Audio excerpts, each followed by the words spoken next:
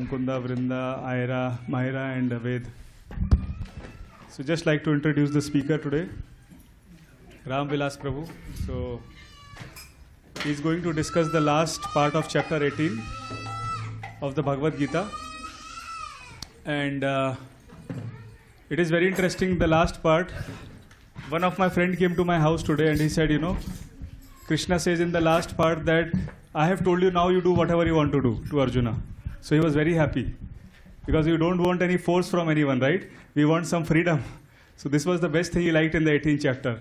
And we read the translation where Krishna asks Arjun, now I have told you. Now, what is that verse, Prabhu? Yat ikchasi tatha kuru. Whatever is a iksha means whatever is a desire, then you do that. So nobody wants foundation, do this, or dictatorship, do that, right? We want some freedom. So Krishna is like that, God. So he was saying, if God is not forcing us, who are other people to force us? So he was quite happy. So I just wanted to share a small thing. And Ram Vilas Prabhu has done a PhD from here. He's working here. And he's very learned in Bhagavad Gita and Sanskrit shlokas. So while he gives the class, he will recite it. And along with that, he also understands the essence and purport. So he will discuss in the slides how we can apply these teachings. This is the essence of Bhagavad Gita. Krishna is summarizing everything. How we can apply in our daily life, whether we are in a household life or working as a professional or in the temple, spiritual life. So let's see, and we'll also leave some time for you to ask questions. And after that, 8 o'clock, there will be prasadam, so please don't go without prasadam. And 8:15 last darshan and aarti will be there. Thank you. Thank you so much, Prabhu.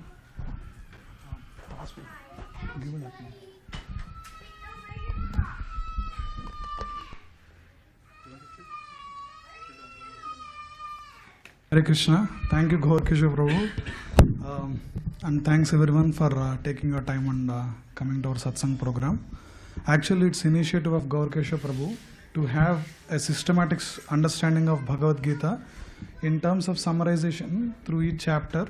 And we covered we started this in January of this year. And probably this is the last session where we went through entire 18 chapters. Important teachings of Lord Krishna and the discussion between Arjuna and so on. So in that aspect, this is the part 3 of this chapter 18. In the last 2 sessions, if we see, in the first part of 18th chapter, Krishna discusses about the conclusions of Karma Yoga. And last Saturday, Gauranga Prabhu went into the summarization of the teachings of Gnana Yoga. So today we'll start with understanding how to reconcile these teachings and how can one purify one's own life. That's what Krishna gives. So one simple way to understand the difference between Karma Yoga and Jnana Yoga is Karma Yoga speaks about doing activities and linking the activities to the Supreme. That's what Karma Yoga is. Yoga means connection to that Supreme. And karma by performing activities. And that's what Karma Yoga teachings are. So, if you take in the Vedic period, all the activities that are performed, even through karma-kandic ways, are like you do your own livelihood or so on, in engaging in the activities to link to that Supreme Truth. So that is the summarization of Karma Yoga actually. And Gnana Yoga is educating through Shastras about the activities that one can perform and one who should not perform. So that is more centered around Naiti and Naiti, you might have heard. How majority of the Gnana Yogis go into, okay, these activities are forbidden, I won't do this. These activities are forbidden, I won't do this. If I do this, I will be completely bound. Like that, they don't associate with the activities that doesn't involve in us linking to the karmic bondage. So these are basic Karma Yoga and Gnana Yoga. So Krishna will tell how based on these teachings, how Bhakti is like a big river. And all these activities that can be performed in the basic Karma Yoga, Gnana Yoga, everything, when you are performing Bhakti Yoga, it will wash all this and link to the Supreme Truth that is Krishna. So one of the major teachings of Bhagavad Gita that we have seen through these 18 chapters is one must utilize this human form of life more responsibly and more accountably. And there is one story that is discussed. One thing is, so this is like a small story. There is one guy who hikes on the mountains, and he keeps gliding over the mountains, and around December 31st, like end of that year, he falls into a valley where there are then he'll be captured by these local tribals, and they first arrest him, and he thinks that okay, they are gonna kill me. That's what he thinks. But then to his surprise, that night they'll announce a big festival, and there'll be kettle drums, dun dun dun dun dun, and all, and they put a garland in his gale mein, and they'll make him sit on the throne, and they wear a crown which is made of some flowers or something, and then they decorate him, and everyone will be celebrating. So this guy will call his minister. He'll call his minister, whoever is that there, and he'll ask what's going on, and he'll tell, oh, you are now king for 1 year, he'll say. He'll try to understand, okay, I'm king for 1 year, okay, were there kings before me? Means then he will tell, yes, there were kings before you. And he asks what happened to them and so on. And thank you so much, bro, for the door. Yeah, so this is how it goes. Then the minister explains. So according to the localites' belief, and which has been coming true, is every year, at the end of an year, someone will fall in the valley.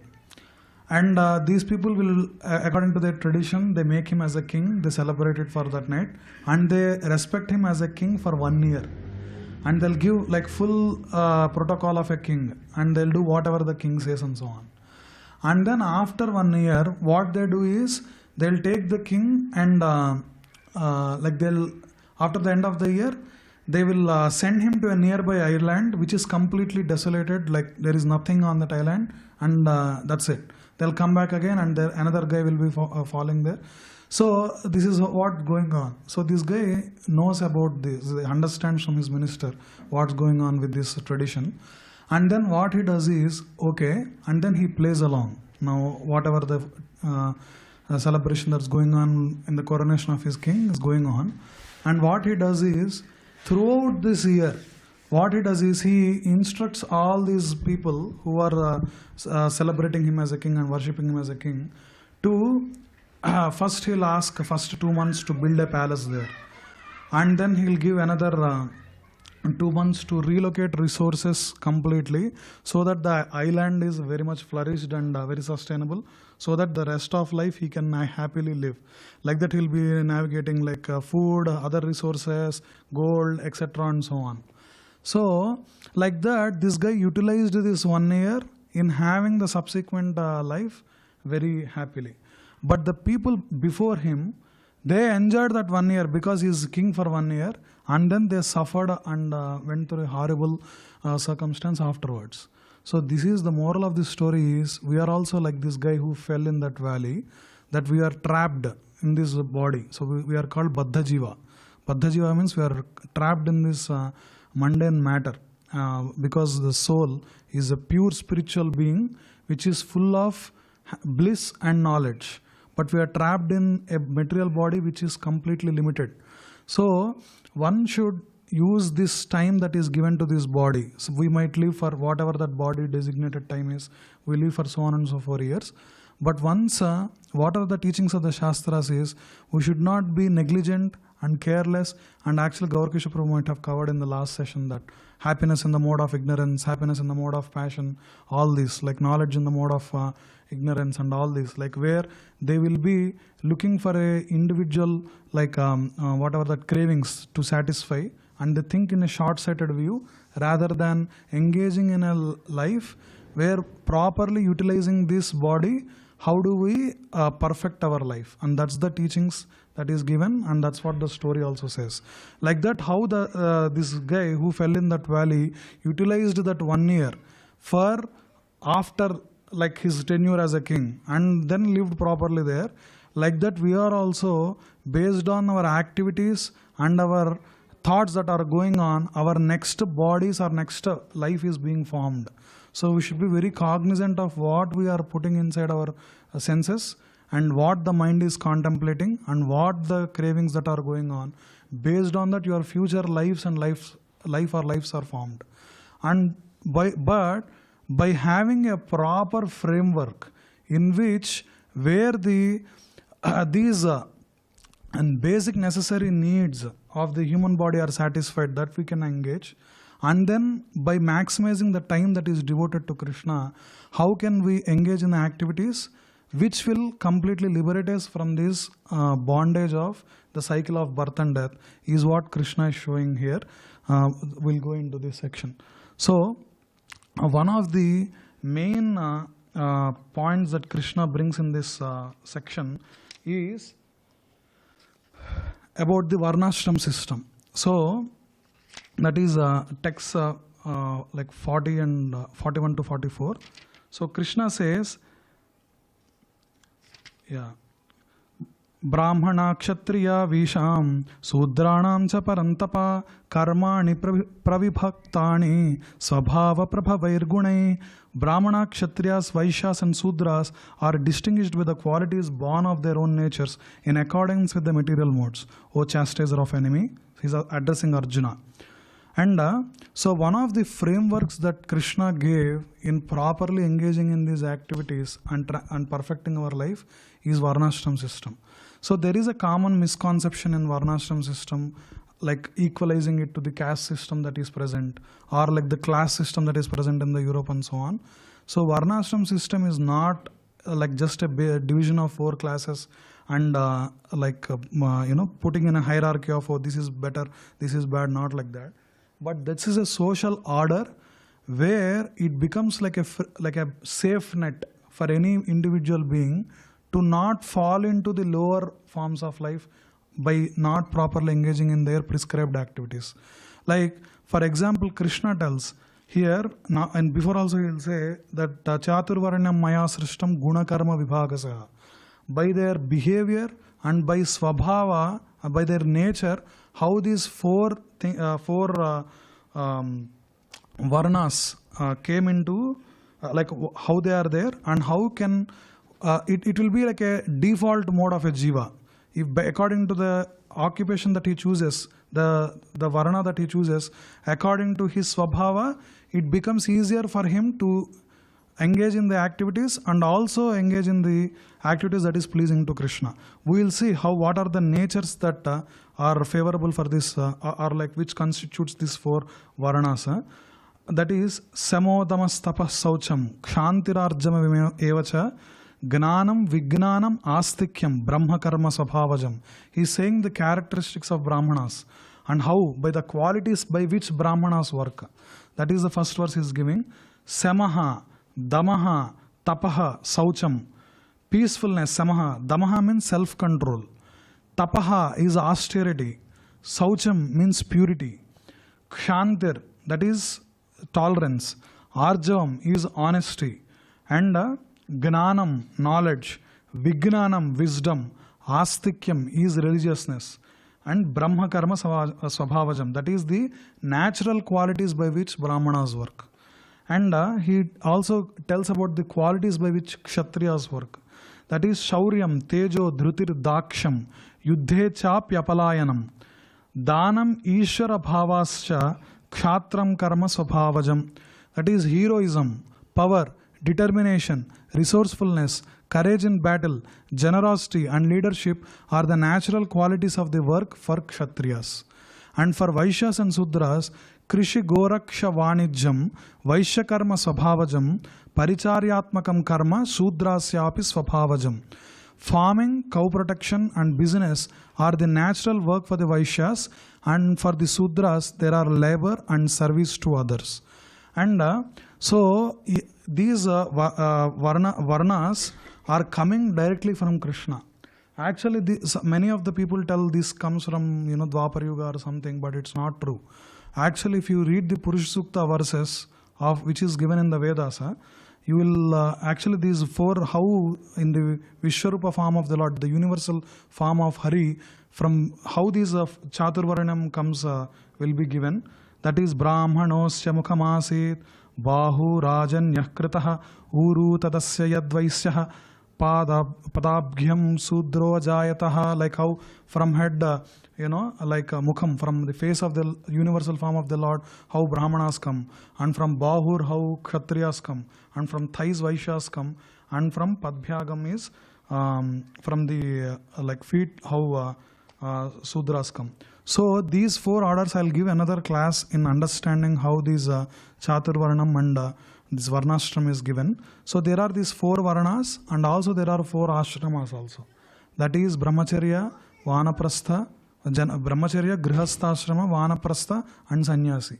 So there is one, the how you can use that is, there is one wing to it. That is like you are born, you are done some basic samskaras in the Vedic period. Then you are sent to Gurukul to study from the Guru. So you will do your Brahmacharya there. And then you will get married and lead a Krishna conscious life, like engaging in a family where collectively you can worship the Lord. And then you go into Vanaprastha. It's like kind of a retirement phase where you are freeing yourself and preparing for sannyasashram, like where you are freeing yourself from all your responsibilities, and then sannyasashram. And there is another one. So all these like the varnashrama systems are there in order for us to engage and to please and satisfy Lord Hari. This is the basic principle of varnashram system. If any deviation from understanding this basic point, then we see how the society gets, all these varnashram gets disturbed actually. The basic principle of this is there is the administrative class, the intellectual class, all these classes are there accordingly so that to have a peaceful order so that collectively you can engage and satisfy Lord Hari. I will tell one of my personal example which inspired me.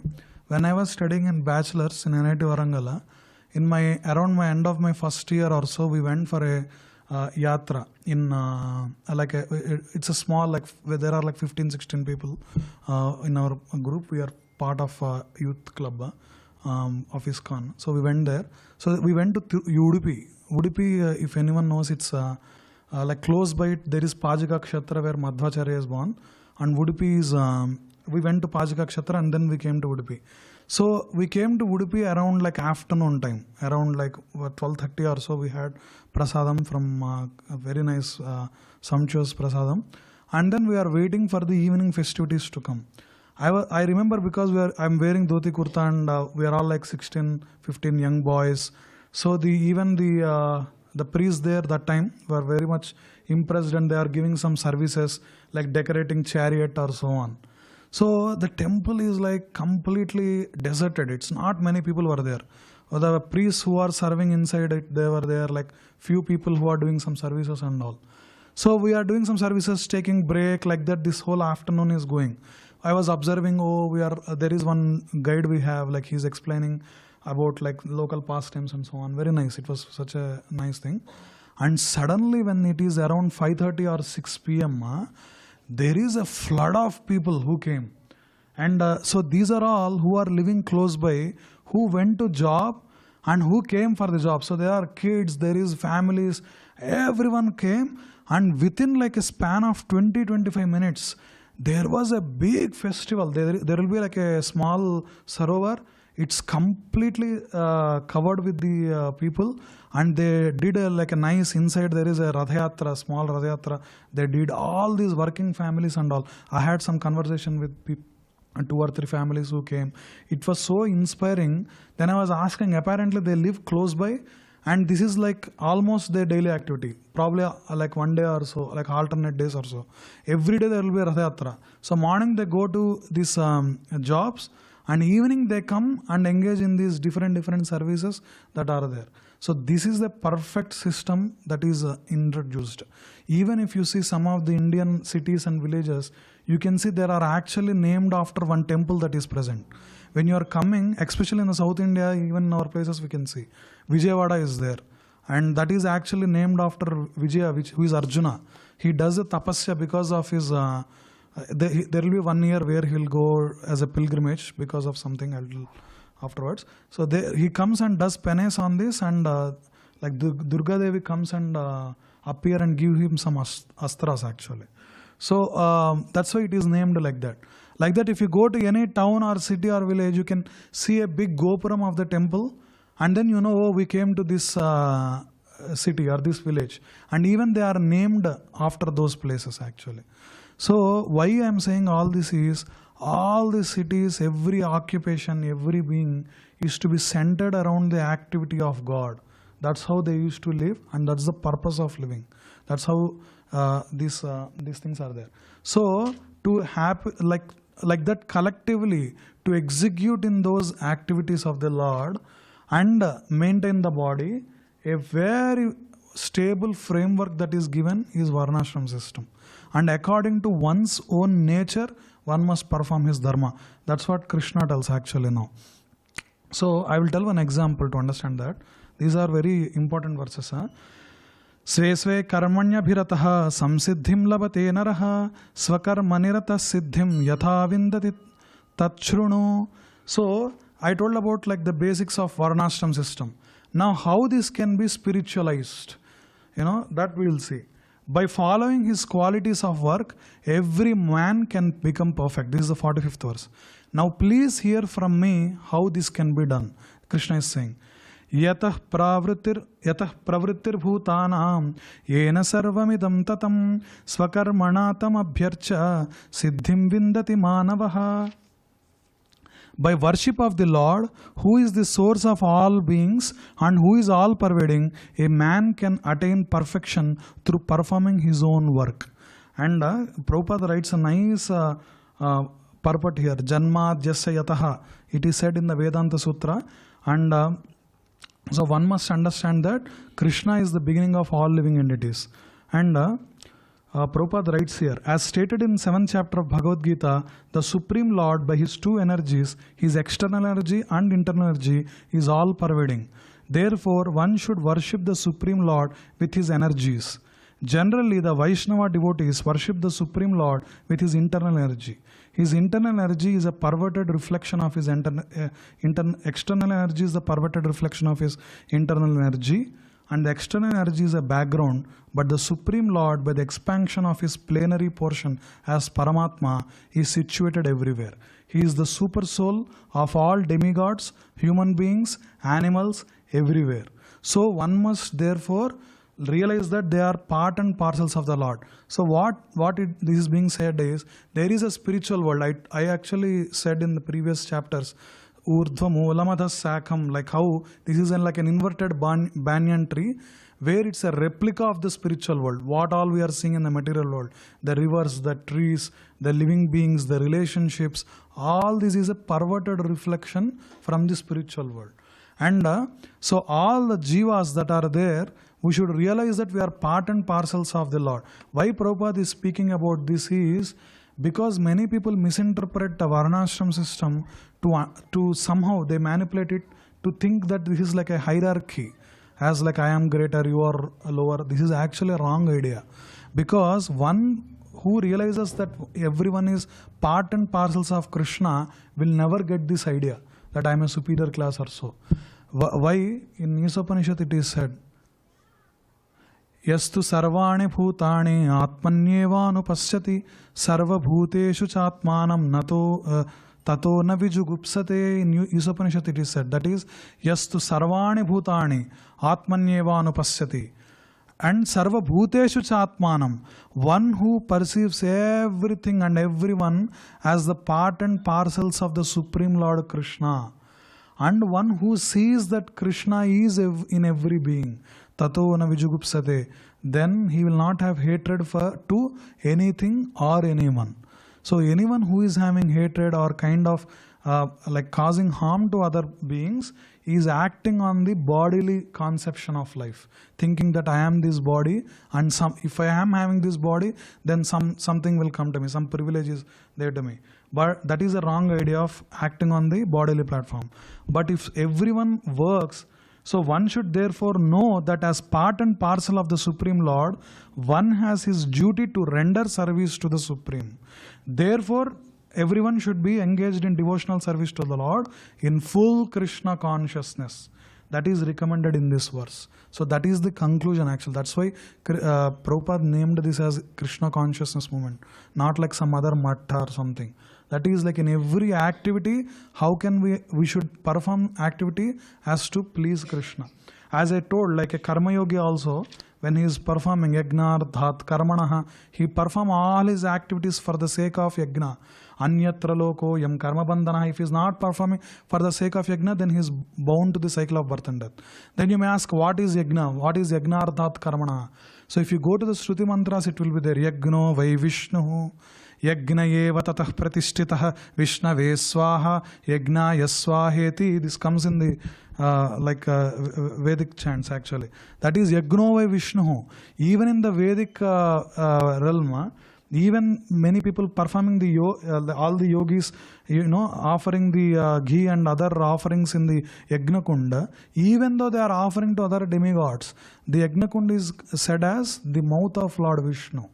And they are offering to Hari, and Hari is giving the remnants of that like as a prasadam to the demigods. They are satisfied, and that's why we have this balance of the climatic conditions, like having proper rain, proper food and everything. It's because all the demigods are satisfied.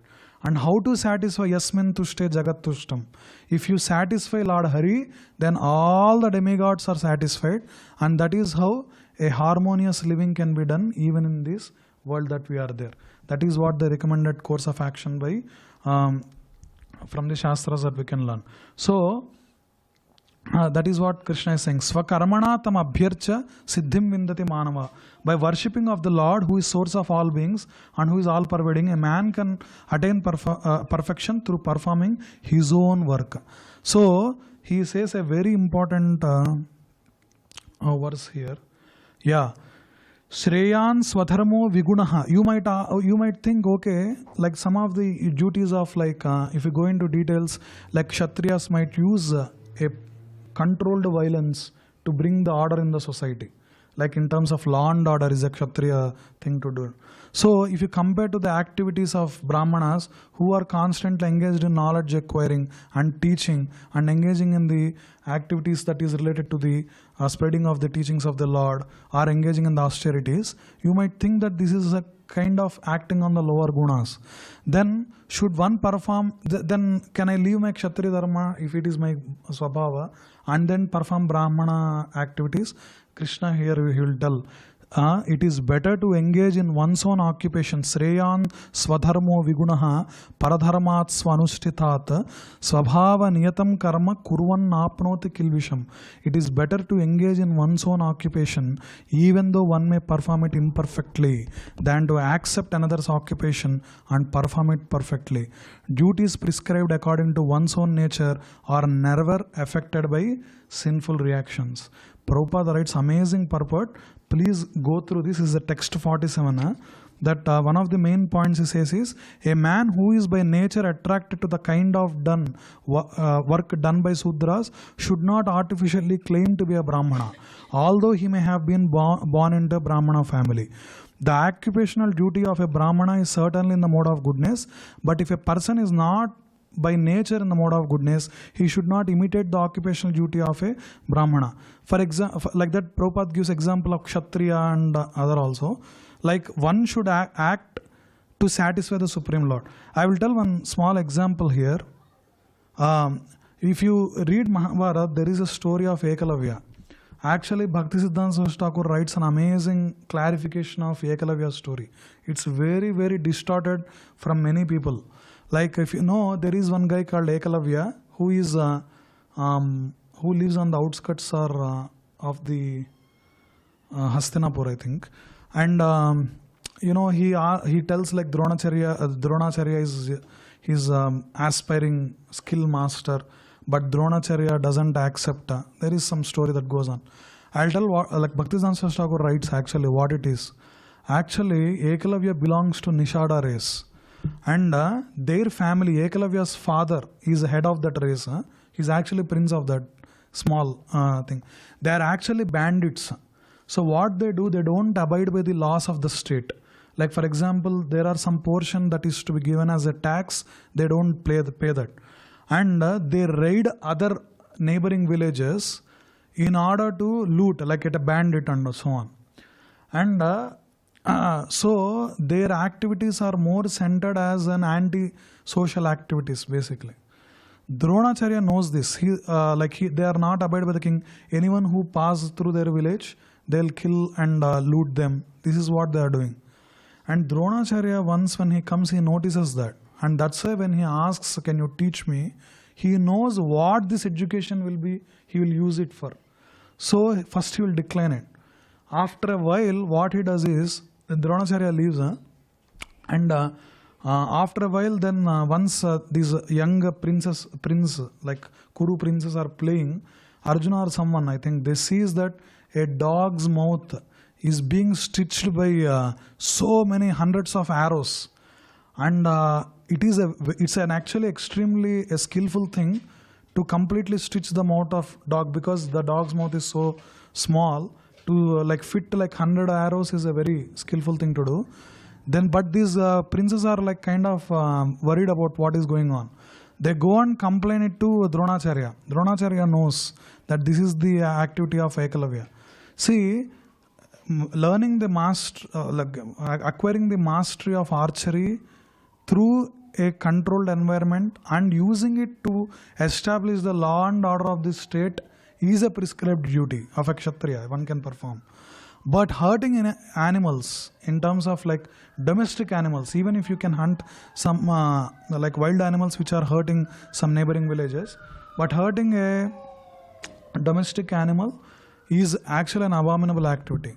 So that's why he will ask to give, as a Guru Dakshina, what I want to ask, Dronacharya ask his thumb, so that he will not perform this, misuse this warfare later on. And the way the story goes is much more, he'll offer his thumb, but later, even if you see Ekalavya, he'll go and fight towards, I think, Kurus in the Kurukshetra war actually. He'll learn archery with these two fingers. So that is what, the story is that, it's not about acquiring the skill of archery, but for what purpose is that skill is being acquired, one must be cognizant about it. It applies to us also. So one should act to satisfy the Supreme Lord. For example, Arjuna was a Kshatriya. He was hesitating to fight the other party. But if such fighting is performed for the sake of Krishna, there need be no fear of degradation. So like that. So that's why these activities, sometimes it might involve some things which you might be performing imperfectly. But one should perform their prescribed duties. That's what Krishna is saying. And so basically, the next section Krishna goes is by engaging in the reaction-free work through Gnana Yoga and all the Shastric things one can perform. And there is Brahman platform, that is self-realization. That is in the last verse, when a particular type of occupation is performed for the satisfaction of Supreme Lord, all the defects in that particular occupation are purified. When the results of the work are purified, when connected with devotional service, one becomes perfect in seeing the self within. That is the self-realization. So Prabhupada writes in that purport. So basically Krishna is going towards Brahman platform. So I'll tell, so whatever the default state that we are there is in the negative axis. So Brahman realization is, very quickly I'll tell, Krishna gives amazing verses. So by acting on the instructions of the Lord, or by performing their own prescribed duties, from negative axis to one comes to a neutral axis. That is Brahma Bhuta Prasannatma. Next verse will come. Nasochati, Nakangshati, Samah Sarveshu Bhuteshu, Madbhaktir Labhate Param, Krishna tells. That is the Brahman platform. Now we saw how we are acting on the oscillations of the modes. Basing on what mode we are in, the mode of goodness, mode of passion, mode of ignorance, we perform activities through our life, and basically the consequences of that we get according to the sufferings and blessings, all this we keep in a loop actually. So there is this oscillation wavering form in terms of if you are acting on this kind of result acquiring tendency, karma mishrama bhakti and other mixed bhakti, if you are performing, will be in that oscillations. But once you are going to this reaction-free work platform, then you come to the state called as Brahman platform. So Brahman is a neutral state where na sochati na kankshati. You are freed from the worries of the past in terms of your guilt or something, and the anxieties of future. You don't hanker anymore and you don't worry about the past. So sama sarveshu bhuteshu. You will treat every living being as equanimously.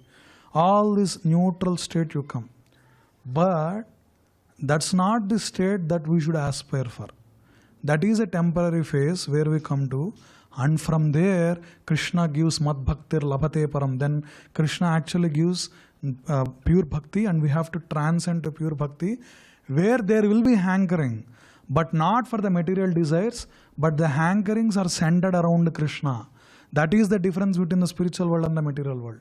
Here everyone, most of the people are living in the material world to for their own selfish interests, by their own enjoyership mentality. But once you go to Vaikuntha, every grass is actually performing its activity to please Krishna. So every activity is centered around Krishna. All the gopis, all the associates, they are worrying about how to please Krishna more, what pleases Krishna more, how they can serve to please Krishna more. Even the grass also, everything is a spiritual being there. So that is the state we should transcend to. Completely freeing from the material desires and material hankerings, we go into a state where all our activities are completely surrendered around the Lord. I don't know if you have a close association of Daroda Prabhu, some glimpses you can get from his life actually. The moment he wakes up to moment he goes to sleep, all his activities is perfectly timed, and everything is centered around his activities which are in devotional service. And so that is the transition that Krishna gives.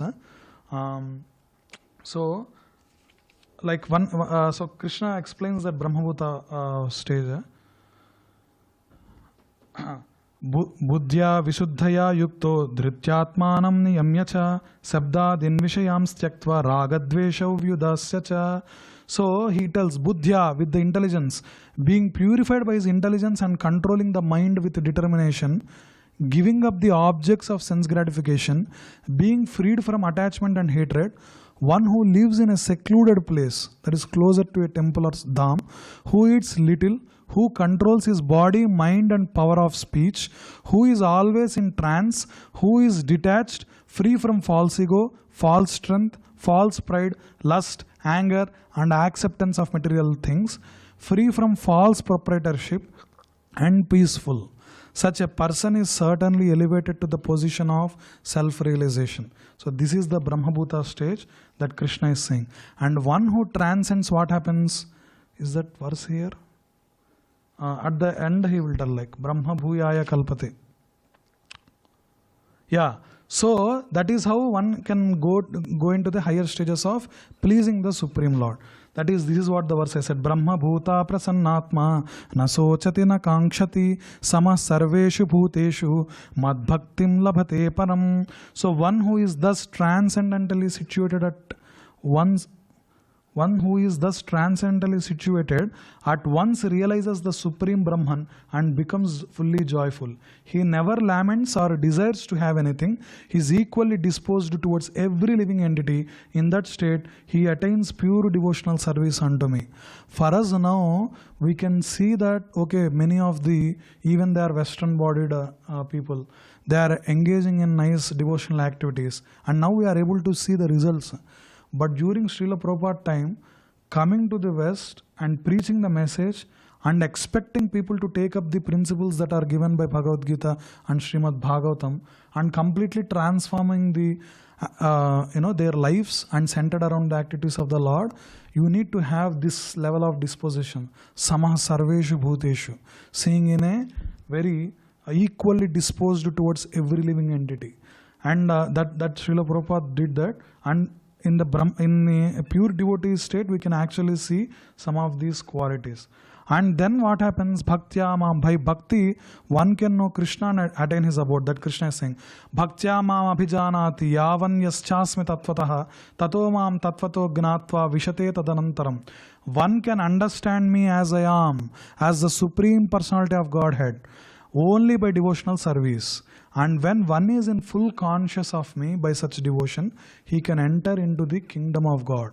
This is where I said Vishate Tadanantaram means you can go and join those activities. Like what I said in the positive axis in the spiritual world, you can enter into these activities where it is everything is centered around pleasing Krishna and worshipping Krishna and glorifying the Lord and engaging in a nice pastimes with the Lord.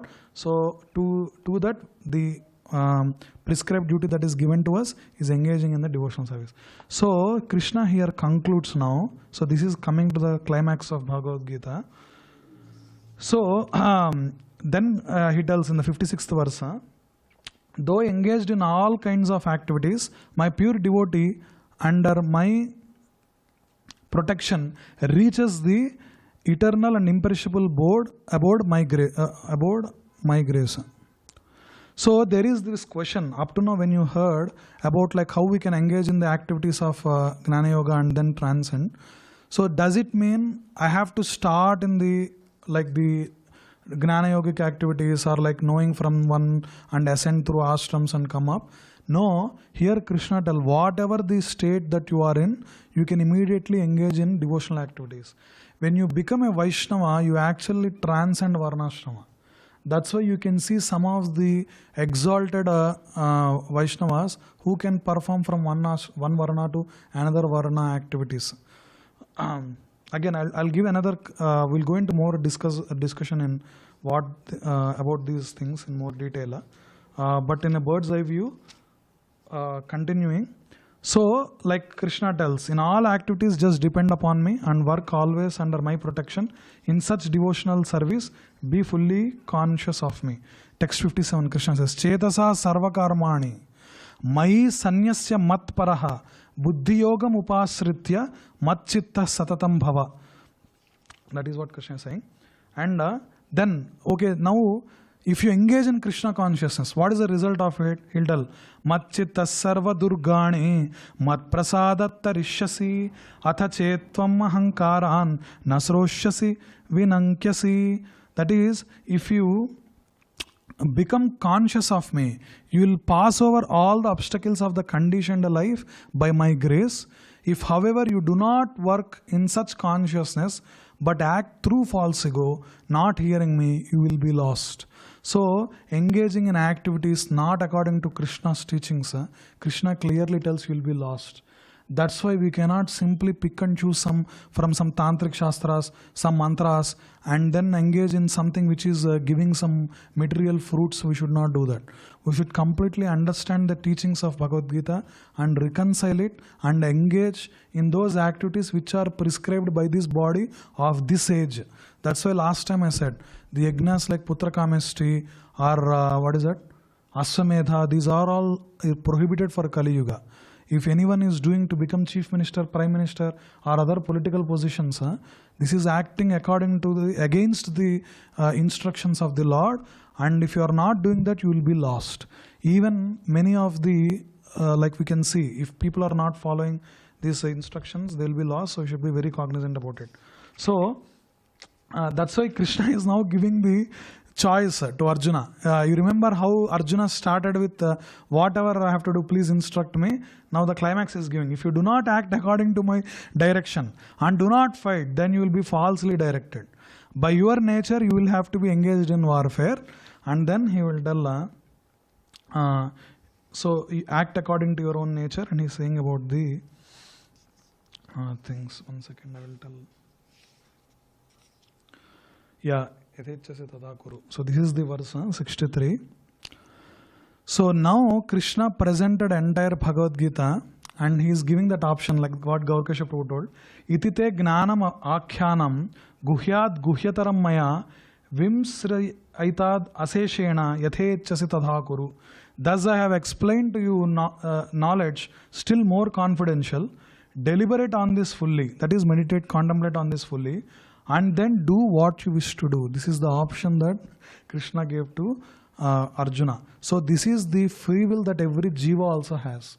Because even though I told like Anumanta, what is that, Upadrashta, about the Paramatma, Bharta, Bhokta, Maheswaraha. The Paramatma is described as Anumanta, the permitter, Upadrashta, the director. He sees whatever the jiva is thinking, like in Vishnu Sahasranam also it comes, he is Sakshi. Paramatma sits and observes, okay, you want to engage in these abominable activities, he will be just like a Sakshi. But how do we correct that free will in engaging those activities that are pleasing to the Lord and are going towards Krishna? That Shastras and through Guru we have to inculcate, and then Krishna also reveals that Dadami Bhukti Yogantam, Krishna tells. So he'll tell in the verse 64, because you are my very dear friend, I am speaking to you my supreme instruction, the most confidential knowledge of all, hearing this from me, for it is for your benefit.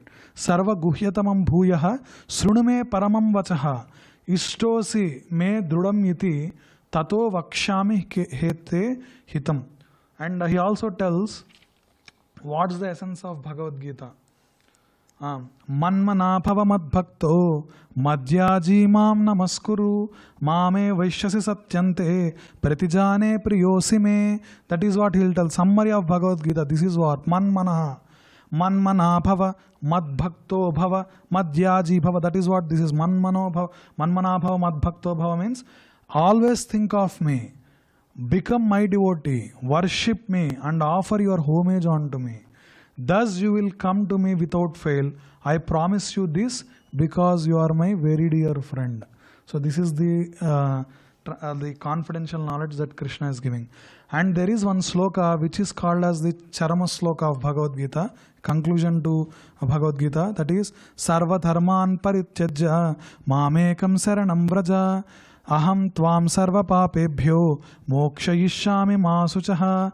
That is, abandon all varieties of religion and just surrender unto me. I shall deliver you from all sinful reactions. Do not fear. If there is any still after hearing all the 700 so on 655 or something verses, even if you have like small doubt, Krishna is now taking a sword and cutting it off. Sarva dharman parityajya mamekam saranam vraja aham tvam sarva papebhyo mokshayishyami masuchaha. Every devotee who is chanting, we should strongly put our faith in the Lord, that sarva dharman parityajya mamekam saranam. We have to completely surrender unto the lotus feet of Krishna and engage in the activities that are devotional activities and also chant his names. And thus all the sinful reactions you will be automatically freed from.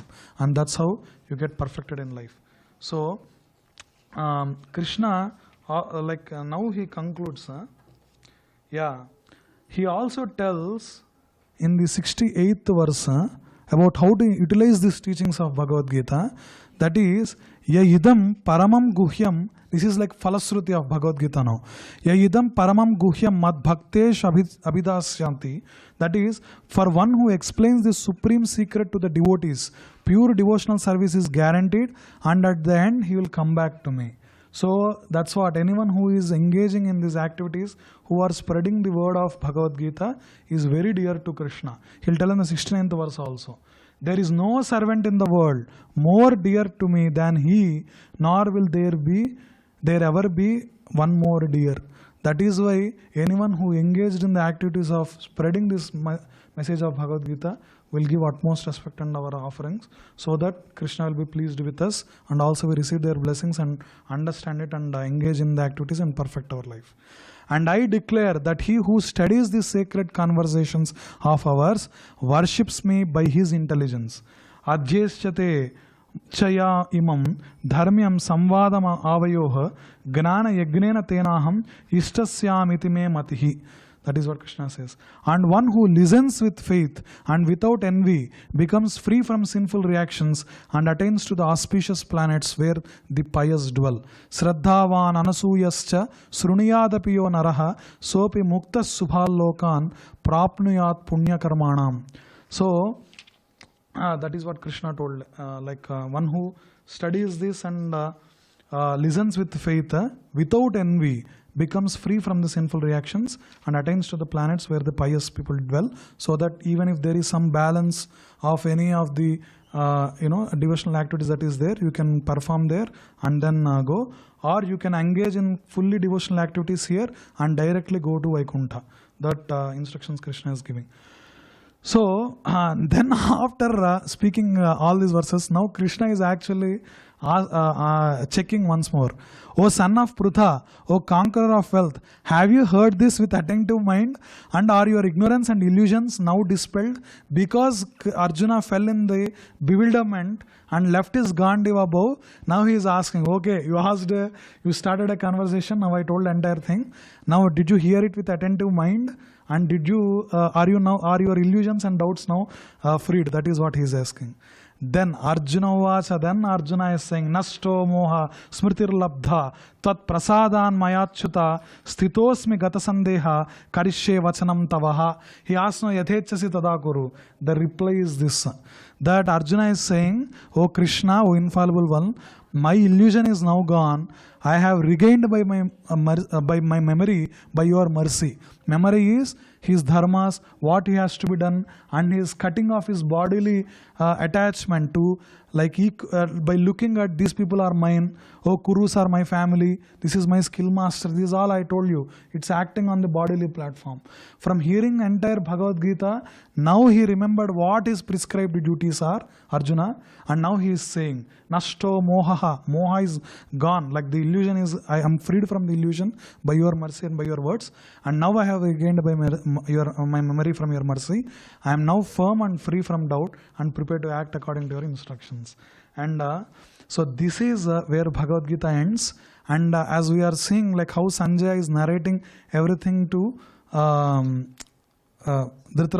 Dhritarashtra, because Sanjaya is Sishya of Vyasadeva, and he is gifted this divine vision, like where he can see the activities of what is happening, and he can narrate it to Dhritarashtra.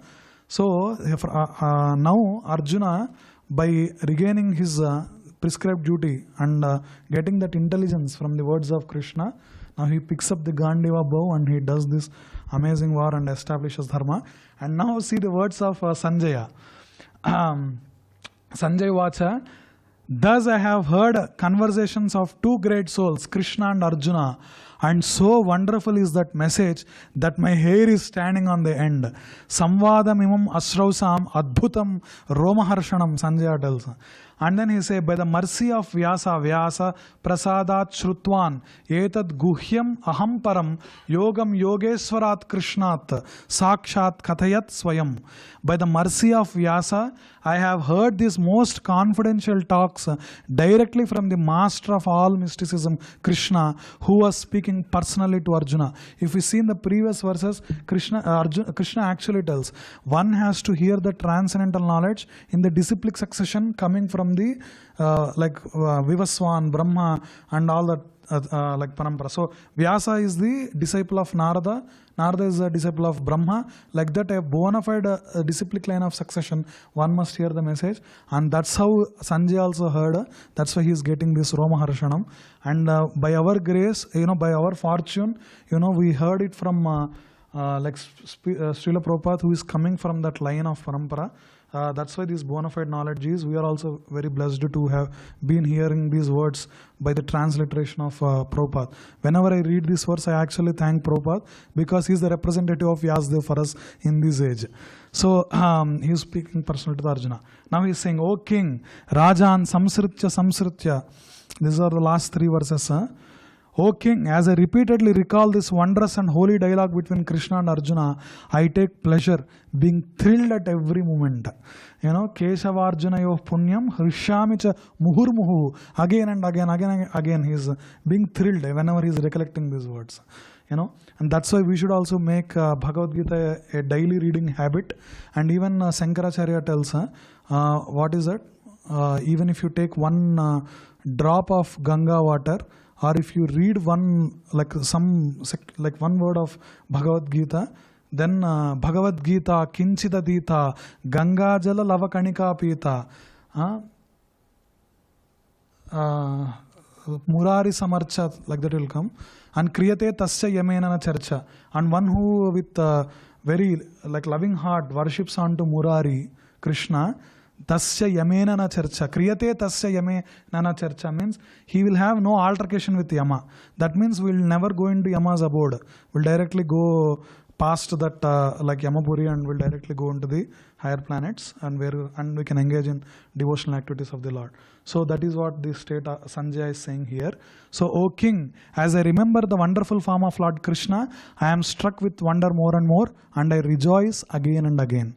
And then he speaks this conclusion verse, Yatra Yogeshwara Krishno, Yatra Pardho Danurdharaha, Tatra Sri Vijayo Bhutir, Dhruvani Tirma Tirmama. Yatra Yogeshwara Krishna, where there is Krishna, the master of all mystics. Yatra Pardho Danurdharaha, and wherever there is Arjuna, the supreme archer. Tatra Srir Vijayo Bhutir Dhruva Netir Matir Mama. There will also be certainly opulence, victory, extraordinary power and morality. This is my opinion, Sanjaya tells. The thing is, actually the war did not start yet, Kurukshetra war. But the climax is already Sanjaya is telling. Oh, Dhritarashtra, you don't need to wait for the war. Definitely, like the Pandavas are going to win because Yogeshwara Krishna is there with them. And Yatra Pardho Danurdhara, the most competent archer who is paying attention to the words of Krishna and engaging in the words in Nishkama Karma Yoga, in the activities that is pleasing to Lord, without any benefit that he will get or what his kinsmen get. He is acting in the words of Krishna, where these both are there. An attentive hearer who is hearing the bona fide message of the Lord and implementing in his own life and executing it. And there is a pure intelligence like Krishna, where pure transcendental knowledge is being there. There will also be certainly the opulence, victory, extraordinary and morality. So that is what the conclusion of Bhagavad Gita. So this is the entire Bhagavad Gita. We did 18 chapters and I went very much overboard. So this is the, yeah. One of the main teachings of this movement or what Prabhupada tried to give is by taking this, the reason why I went through all these chapters, all these verses is, now you have heard all the 18 chapters, you can now see all the activities that are happening in the Hare Krishna temples, especially ISKCON. You can see that these are all taken from Bhagavad Gita only. All the activities that are there are centered around the singing the names of the Lord, doing the activities centered around Krishna, and we should also inspire from this and also use, be cognizant of how much time you are spending per day towards Krishna and perfect our life. And thanks to everyone who paid who attend our sessions and so on. Thanks to Gauranga Prabhu for starting this initiative. And this is one complete series of Bhagavad Gita as it is. And all glories to Srila Prabhupada. Jai Srila Prabhupada. If anyone has any comments or any questions, you can approach me. And thanks to Rup Manohar Prabhu for organizing these amazing sessions, and also Mahapurush Prabhu and Mahapurush Prabhu's mother, who is serving us nice prasadam and taking care of many of these activities and helping this program run. Thank you everyone. Hare Krishna.